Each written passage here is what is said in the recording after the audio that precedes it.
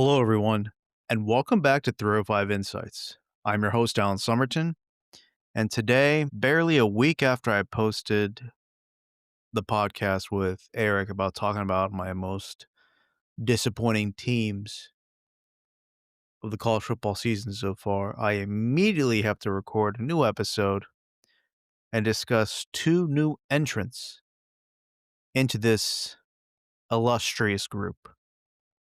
And these two teams are the preseason number 1 and number 2 ranked teams, the Texas Longhorns and the Penn State Nittany Lions. And after 5 games, both of these teams are currently unranked. They sit at 3-2 outside the top 25, and it's going to be an interesting year moving forward for both of them.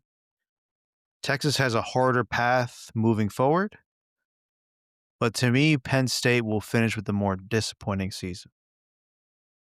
Now, before we get into Penn State, I kind of want to talk about Texas first, because I've got a lot more to get off my chest about Penn State. Now, to the casual observer, they'll immediately blame Arch Manning for this. The incredibly hyped prospect has been waiting his turn to lead a Steve Sarkisian-led offense. Is it all on him? No. Now, has Arch been playing up to his perceived ability or what people expected of him? No, because people thought he would be a number 1 draft pick. However, he has been playing solid at times to okay. The main issue with this team is the offensive line. Following the 2024 season, Texas lost 4 of their 5 starters on this O-line. Going into the swamp against the Gators, they attempted to rush the ball 26 times and averaged virtually nothing as they escaped with 52 rushing yards for the game. Another thing is, I believe they had 3 false starts by their offensive line. I think 2 of them were committed by the same person on the same drive. This is a team that has committed more penalties than their opponent every single game this year. Mind you, this is also against the FCS opponents that they faced in Sam Houston's, in UTEP, and it's just not a good look right now.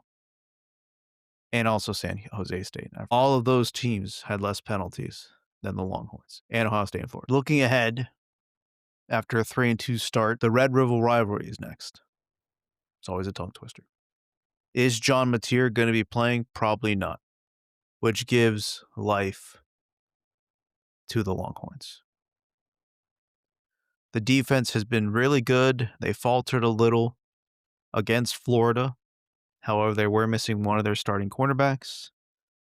Does that make a huge difference? Probably not, but it is still something that the coaching staff can lean on. Even though Mateer is going to be out and you have a dual threat quarterback as his backup, OU has a championship level defense. Can this offensive line hold up against Oklahoma? The same Oklahoma team that recorded a school record 10 sacks against Auburn. Will Texas be able to establish the line of scrimmage based off the results of this season against 2 of their Power 4 opponents? Because again, remember, 5 games in, you faced 3 teams that you basically pay to win, and Ohio State and Florida. They have not looked good in each of those Power 4 games. So when I ask the question, can they establish the line of scrimmage against a team that is just as talented as them or slightly more, or if they're slightly less talented? They haven't shown the ability to do that. It's just a matter of Oklahoma can score enough on the Texas defense.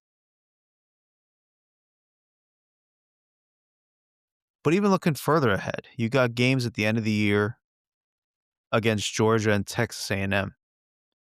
And you have a sneaky one against Vanderbilt as well. But again, is Vanderbilt really that good?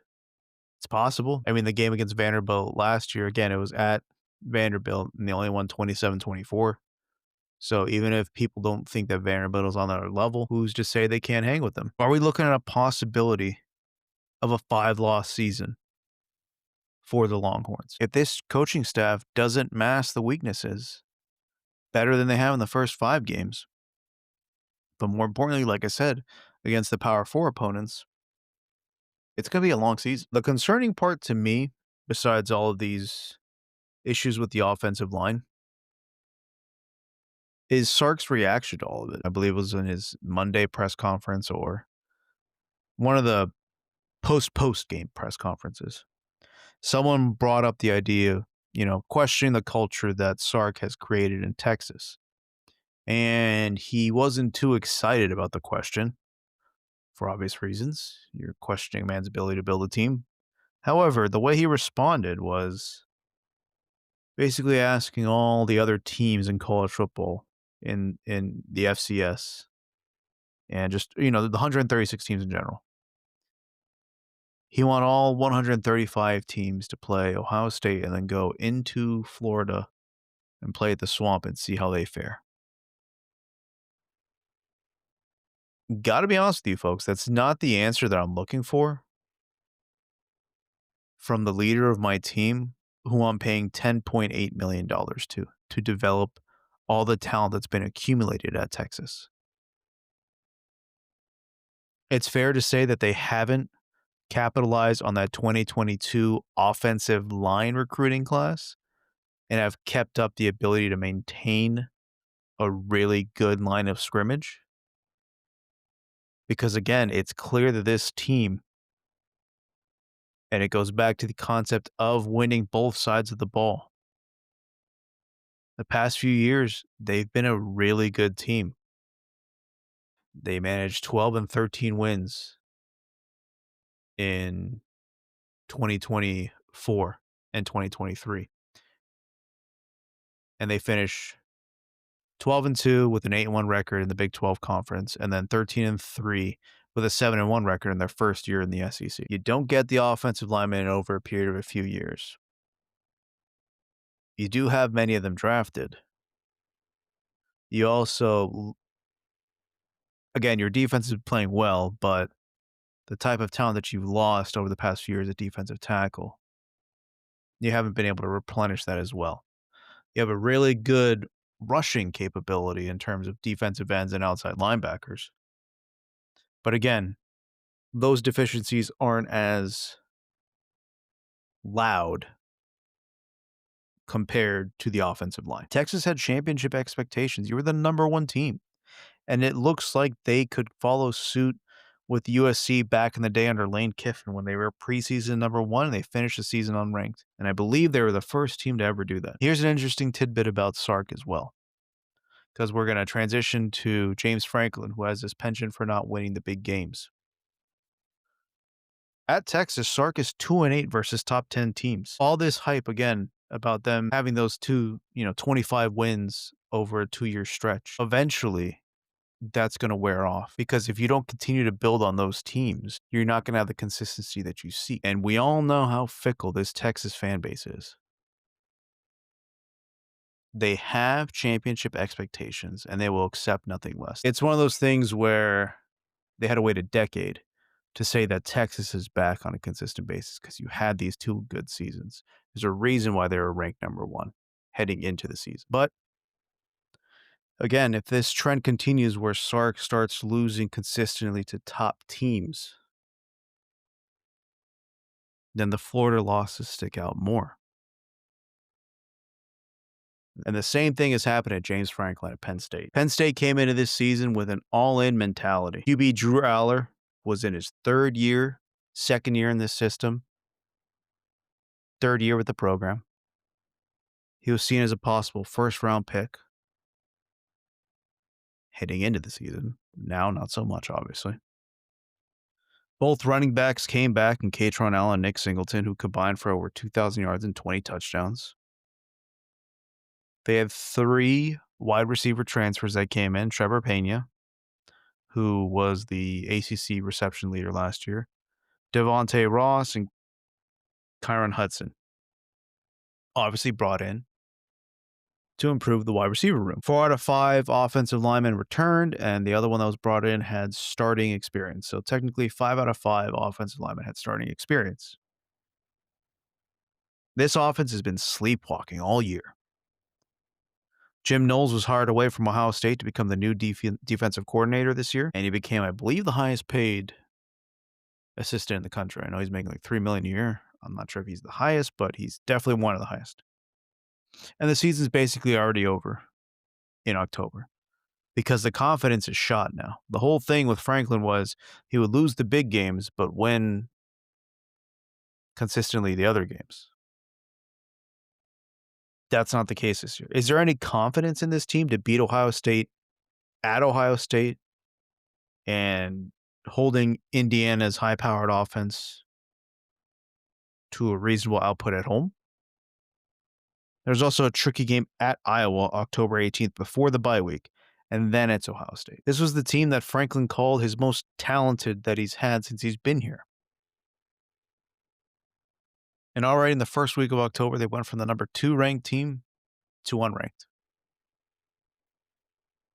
This is the first time since 2021 that Franklin has lost back-to-back games at Penn State. But this one sticks out so much because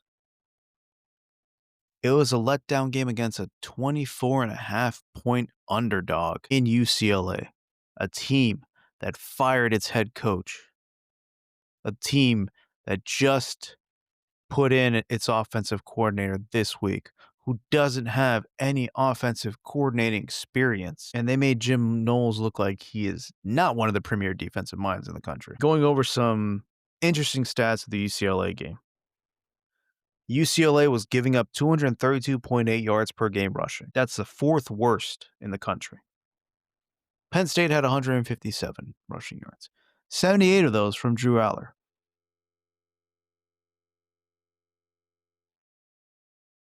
Kate Ronell is clearly the better running back this year, and for some reason, Singleton is getting more carries, and it's just mind-boggling the decisions that this staff is making right now. This is also the second week in a row where on the definitive play of the game, the opponent knew what you're going to do. On 4th and 3, you had a power QB read when you have these two talented running backs.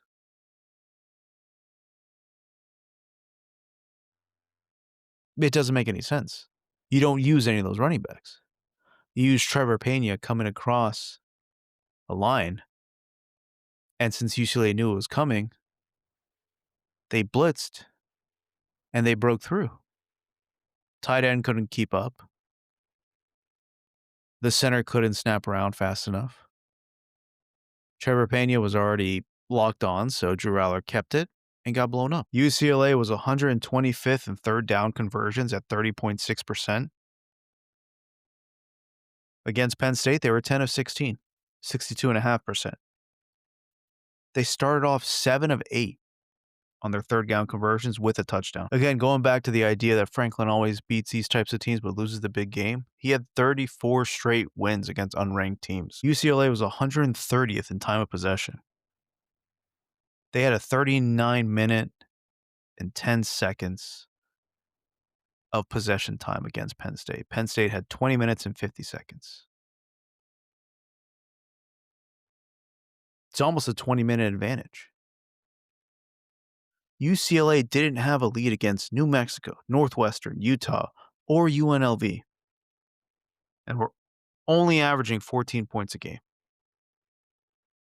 Yet before you touched the ball at Penn State, you were down 10-0 before your first drive. And you lost the game 42-37. A season that had aspirations of finally getting over the hump, of beating the Oregons, the Ohio States, getting to the championship game that you were one game away from last year. It feels like, and this isn't hyperbole, and that's the crazy part, this loss feels like it erases all the progress. Forget the expectations for the year. It erases all the progress that Franklin has made with his program because of the all-in mentality that you had, because of all the talent coming back. And it was dangerously close to being one of those types of games against Oregon when they were down 17-3, And they showed a lot of resolve coming back and forcing it, but it's a classic Franklin-led Penn State issue where the team looks like it's getting dominated and they do just enough to make it close to make people say, you know what? It wasn't that bad. Going into overtime against what is now it's a top 3 team in the country. And this isn't meant to be a hot take because I do think at the end of the day, James Franklin is a good head coach. But it appears that his time in Happy Valley should be coming to an end. The problem with that is be careful what you wish for, Penn State fans. For all the shortcomings that James Franklin has in big games, he has significantly raised the floor of this team. And unless you find someone who's making a lateral movement, or no offense, a downgrade, in the sense of like, let's say Sarkisian leaving all the resources at Texas to go coach at Penn State, or Kalen DeBoer having enough of the ridiculous championship or bust mentality of Alabama fans and leaving to Penn State, you're going to be hard-pressed to find a coach that will consistently, right off the bat, do what James Franklin is doing now. You will lose future recruits because there's many recruits in the recruiting classes that say they want to play for James Franklin. You will inevitably have transfers out. And you could probably be looking at a 7-5, 8-4 first season. And can you eventually get to that spot where you're winning the double-digit games, making the Big Ten championship, and making the playoffs? Because that's what James Franklin does. Again, it's a 12-team playoff now, folks. It's not the 4-team playoff. This is a man who made it to one game away from being in the national championship. They beat SMU. They beat Boise State. They lost by a field goal due to a turnover late to Notre Dame. Yes, this is a disappointing season. There is a possibility, even though there isn't much confidence in this team right now, there's a possibility that they could still finish 9-3. I don't know if that's making the playoffs because their schedule, like we talked about, their cupcake schedule at the beginning with Nevada, FIU, and Villanova is not going to do them any favors. But let's say you win that Indiana game and you lose the Ohio State game and you finish 9-3. Where do they go? Are you going to really be able to fire James Franklin for going 9-3? And let's say they win a bowl game. That's another 10-win season for him. Could they be looking at a mutual parting of ways and James Franklin can go coach Virginia Tech where he can find, maybe the UCLA job? I don't know. Just throwing it out there. I'm not speculating with it. I'm just giving options here. Again, folks, remember, it's always the classic example of Nebraska. You had these expectations that you needed to be championship level, and you were letting go of Bo Pelini for winning 9 games consistently every single year. And now, finally, you had a winning season last year with Matt Rule. Bo Pelini was fired in 2014. It's over 11 years ago. And you didn't really have a winning season after that.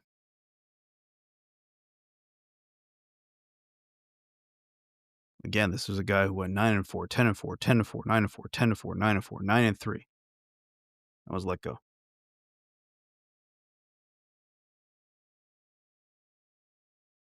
Does Penn State accept the floor of 9 wins and the ceiling of possible national championship berth? Or is it time to move on? That's why I say that Penn State is going to be the more disappointing team because they're in a lose-lose situation. Texas isn't going to let go of Steve Sarkisian. They're bringing in high-level recruits. Again, they have failed on the offensive line, but nonetheless, they're still recruiting at a high level. Penn State is in that tier right below Ohio State and Oregon. They're kind of in there with Michigan, except of course Michigan won a national championship a few years ago. This is a tough bind for Penn State because if they continue with James Franklin, they're basically guaranteeing that they're going to win 9 to 12 games every year. But when will the donor base, when will the NIL funders start pushing that checkbook of power rather than the checkbook of money? Wielding that power and saying, we want something different. When will the patience run thin? That's going to be the storyline to watch moving forward. That'll wrap up today's episode, folks. Coming up this week, We will do a breakdown of the UMFSU game and probably have our picks and other discussions that we usually put out. So you know the drill, folks. When we're at the end of the video, I tell you, you could find us on YouTube, 305 Insights. Subscribe to the channel, turn those notifications on, like the videos, throw us a comment. Apple Podcasts, subscribe there, rate us 5 stars, turn those notifications on for that. And you can find us on Spotify as well. Thank you for listening to this episode, folks, and thank you for listening whenever I put out content. It is much appreciated. That being said, we'll catch you next time here on 305 Insights. Have a good one, folks.